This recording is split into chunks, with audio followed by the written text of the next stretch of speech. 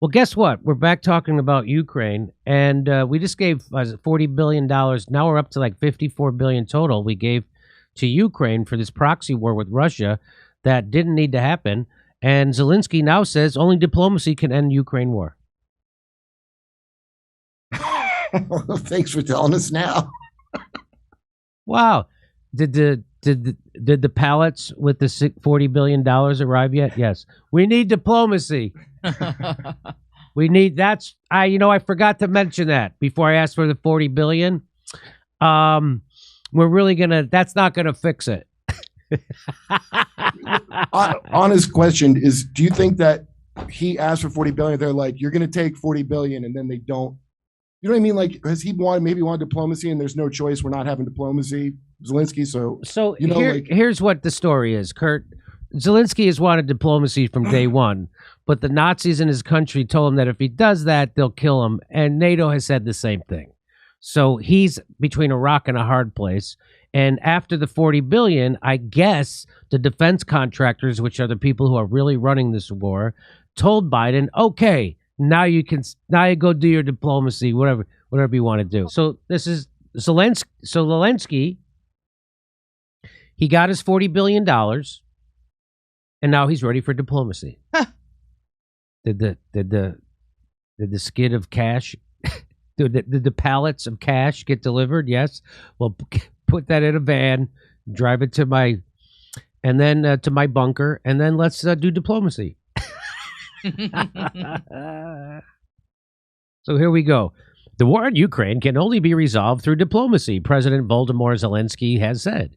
Speaking on national TV, I always think, whenever I see that, I always think they're joking. When they say his name is Voldemort, I always think that's a joke. Speaking on national TV, he suggests, that's like, hey, my Dr. Frankenstein says. It's like, what the? Speaking on national TV, he suggested his country could be victorious against Russia on the battlefield. However, he added that the war could only come to a conclusive halt at the negotiating table, like we've been saying since this started. We all know how it's going to end. And what are we doing? Well, what we're doing is the United States military-industrial complex got themselves $54 billion to play with. That's what happened. And well, they didn't get all of it, but they got most of it. And then whatever was left over, we shipped it in cash on pallets over to Ukraine, which is the most corrupt country in Europe. Where do you think that money's going? You think it's going to help the people? Meanwhile, heavy fighting is taking place in and around, how do you say that? Severodonetsk. Thank you. Around Severodonetsk, as Russian forces step up efforts to seize the whole of the Luhansk region. Did I say that right? Yes. The end of fighting in the southern port city of Mariupol has freed up Russian troops for redeployment elsewhere and allowed them to intensify their onslaught in the east. So that's the BBC. Why are they telling us that that Russia's winning? Why are they telling the truth? It seems like, are they telling the truth? Why would they do that? We just had a victorious evacuation. How could that be? How could that be? We're evacuating ourselves in victory.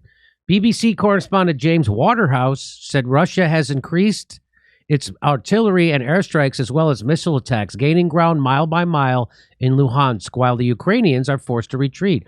I don't know why they're telling the truth about this. Isn't that weird that they're telling the truth about that? I think it is. Well, here it is. So here's Severodonetsk. I don't know how to. I'm not saying these names, but so the purple is the area that's held by Ukraine. See the purple?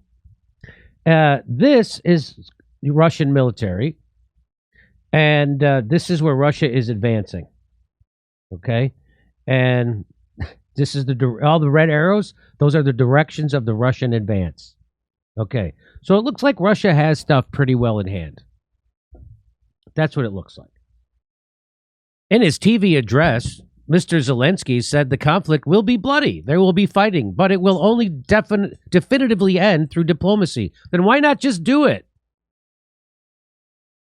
But he indicated this would not be easy, as neither side wanted to give anything up.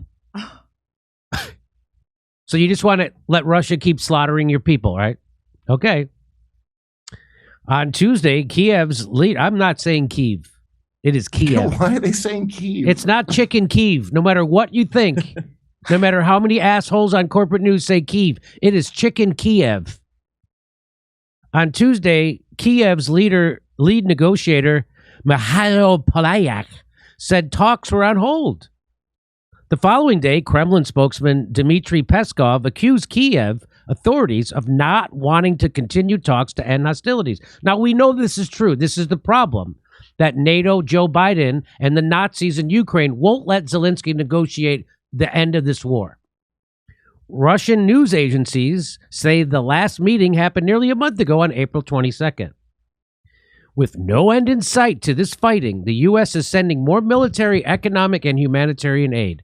On Saturday, President Joe Biden signed a bill to provide a package for Ukraine worth nearly $40 billion, the White House said, with no end in sight.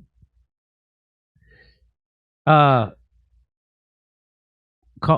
It's pronounced Kyiv. It's pronounced Kyiv? I thought it was Kev. No, it is not. I know that's what they're saying. Kiev. It's chicken Kyiv. It's not chicken Kyiv. And so I'm Spelled differently. Kiev. Chicken Kiev. Oh yeah? Yes. Just wanted to let you know. I'm still gonna say Kiev. Even if it's wrong. Even if it's wrong. I don't mind being wrong. Sometimes you gotta be wrong so you know when you're right. Okay. In another development, Russia has switched off its gas supply to Finland after it refused Moscow's demand to pay for fuel in Russian rubles.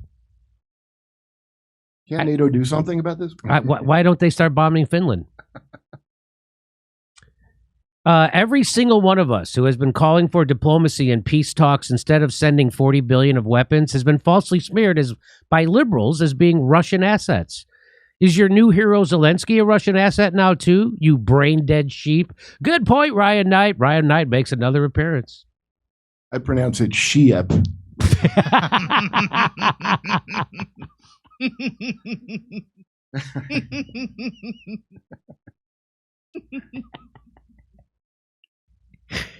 I get savaged by Americans here when I even come close to suggesting this. Zelensky says only diplomacy can end Ukraine war. I'm with you, Walter. Strange how Zelensky has given up after Joe Biden and the Republicans and Democrats just gave Ukraine $40 billion. See how this works? Zelensky, that's how it works. We'll do, I think I have a couple more of these. Russia is losing this. Oh, this is that guy Vindman. Jackson, is this the Vindman? Who is this guy? That's the same one, right? Alexander S. Vindman. Yeah. That's not the guy who was Is it not? He would have his uniform on in his picture, wouldn't he? I can't see the picture. Who doesn't? He just has a suit on. Anyway, he says Russia is losing this war. Steph, can you go to his Twitter page and see what his bio is? Okay. I think it is the same guy. I just looked it up. Russia is losing this war, he says. This guy who is a professional liar. He says, I know no serious military analyst with experience in the region who believes otherwise. Jackson, didn't you just interview a colonel from the United States military who says otherwise? Yes. And Douglas McGregor. Colonel Douglas McGregor. And what did he say? He said that, well, I interviewed him he's done a bunch of appearances. His assessment is that Russia is completely dominating right now. It would be the equivalent if Russia tried to start a proxy war against the United States on the U.S.-Mexican border. It wouldn't go well. Right. Okay. So it'd be like if we were fighting Mexico. Yes. All that proves is that the Vin man doesn't know him. Did you want to verify that this is Lieutenant Colonel U.S. Army retired? This is him. So this is that guy who everybody tried to make a hero out of him when he was testifying against Trump. Remember that? Oh, that guy. He was on Curb Your Enthusiasm, wasn't he? So he was supposed to be a whistleblower. He was blowing a whistle. No, on the president. No, that's not a whistleblower. A whistleblower blows the whistle on his own agency. So if he was blowing the whistle on the CIA, then he'd be a whistleblower. He was not, or whatever agency he was working for. Sir, that's not the whistle you blew on the president. That was Adam Schiff. So here's his lie. I know no serious military analyst with experience in the region who believes otherwise. He's lying. Moreover, it now seems possible Ukraine may liberate the territories seized since February and look to free the territories occupied since 2014. That is all a lie. I didn't even know Russia had seized and occupied all these territories. I heard it wasn't even, they were doing terrible the whole time. Here's Edmund Lubega says, I had it all wrong. Ukraine is definitely winning and Russia is losing badly. All Russians has been able to do is capture places like Mariupol, Popanza, Kherson, secure a land corridor to Crimea, and control territory in Donbass the size of UK, whereas Ukraine won the Eurovision.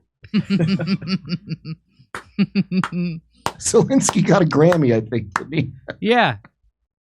Well said. That guy's Edmund Lubega. You should send in jokes to the show. Freedom Alliance tweeted, wouldn't it have been better for the UK, USA, and the European Union to have encouraged the Ukrainian government to negotiate a diplomatic solution from the start, rather than pouring billions into military aid, resulting in enormous death, destruction, and displacement? You Freedom Alliance, you're so adorable. No, if they would have done that to start with, we wouldn't have got the $40 billion, fuckface. That's what this is about. Okay. And they wouldn't have gotten them to cut off the Nord Stream 2 pipeline from Russia to Germany, which is important because that Russia provides 40% of the energy to Europe, and the United States fossil fuel companies want some of that liquid natural gas, right? That's what they want. Liquid freedom, I believe, was the term. Liquid freedom. Liquid freedom. Freedom gas. Liquid freedom. Anyway, there you go. Now, Jackson, you follow this a lot more. It's exactly as I said it, right? This is why Zelensky now says so why do you think the Nazis are saying, so like he wasn't allowed to say we need negotiations by the Nazis and NATO. Or do you think either one of them are letting him say that now? Well, he's saying it with the caveats that one of those tweets mentioned, that he's only going to accept a peace deal if he gets back Donetsk, Lugansk, Crimea, which Russia's held since 2014, so on and so forth. So he's living in a fantasy land, but he's not serious about moving forward with these negotiations. But he should be, because today Russia has begun encircling about 20,000 troops in eastern Ukraine in the Donbass, and it's not going to go well for them. So just in case this is the first time you've heard us talk about this, what's going on is a proxy war. NATO provoked this. It started in 2014 when NATO and the United States instituted a coup in Ukraine. We did that. We overthrew their democratically elected government. And so then that government, that coup government, then started shelling and killing people in the Donbass who were Russians and affiliated themselves with Russia. And that's what's been going on for 8 years. And there was a peace agreement for them to stop doing that, and they wouldn't, which is why Putin eventually invaded. And so it's going to end this way. This is how it's going to end. I mean, the Donbass is going to be controlled by Russia. Crimea is going to be back. This is however it's going to end, however Putin wants it to end. And we shouldn't be encouraging this. But of course, we're encouraging this because it's a grift. It's a money transfer from the United States Treasury to the military-industrial complex. And that's all that's happening here. Here we're doing stand-up comedy in Irvine, California, Las Vegas, San Diego, Salt Lake City, Indianapolis, Louisville, all over the place. Go to jimmydorecomedy.com for a link for tickets.